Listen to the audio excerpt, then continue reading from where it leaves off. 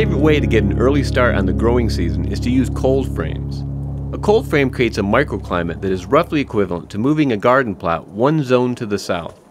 And when I place a cold frame inside a polytunnel, I create a microclimate that is more like 2 zones to the south. Put another way, it's like moving my garden plot from Chicago to Tennessee. This is a huge advantage when starting seeds.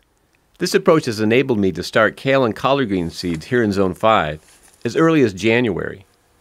This winter has been colder than most, so I waited until today, February 2nd, to plant. Without the protection of a cold frame and polytunnel, I probably wouldn't plant kale and collards outside until late March or early April. Of course, when planting this early, I have to choose plants that are cold hardy. Even with 2 layers of protection, my little microclimate will be below freezing many nights. So planting tomatoes and peppers in cold frames in February or March would not be a good idea here in Zone 5. It's best to start these veggies and other long-season cold-sensitive plants indoors. Cold frames cost very little to build, especially if you're patient and look for free materials. I'm always on the lookout for scrap wood, discarded windows, glass doors, and plexiglass that could be used to make a cold frame. My current collection of free materials includes this piece of plexiglass that a neighbor threw out, a couple discarded refrigerator shelves, and a storm window I found in the alley. This weekend, when I looked around for free materials to build a new cold frame, I decided upon the storm window for the lid. Unfortunately, I couldn't find enough scrap wood, so I bought a 2x12 and a 2x8 from Home Depot.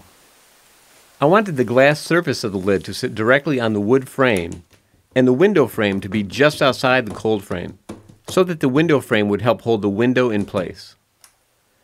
The window dimensions inside the aluminum frame are 34.5 inches by 23 3/4 inches.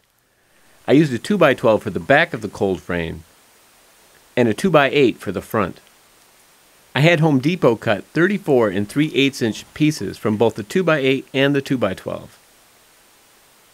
The sides were cut from the 2x12 at a length of 20 5/8 inches.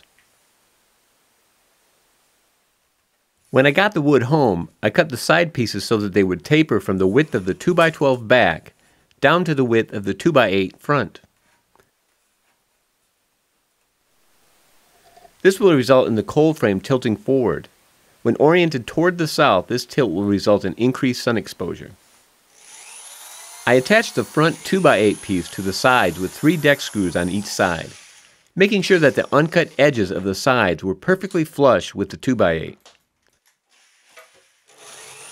I used a countersink and pre-drilled the holes to prevent splitting.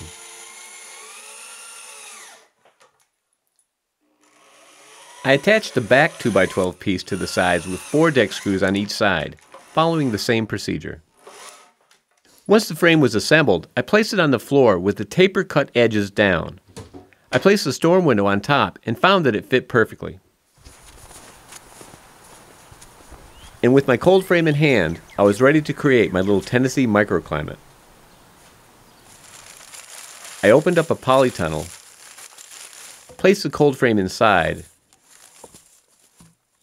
and added some compost and coconut coir before planting. Then I planted kale and collard greens in the cold frame. The seedlings won't emerge as quickly as if they were planted indoors under grow lights, but that's okay, I can wait. As we get closer to spring and temperatures start to warm, I'll start moving the microclimate further north.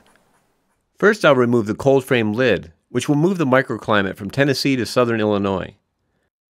Then finally, in early spring, I'll remove the plastic from the polytunnel, effectively moving the microclimate back to Chicago. In April or May, when the plants are well acclimated to their new home, I'll transplant them into the spring and summer garden beds. Well, that's all for now.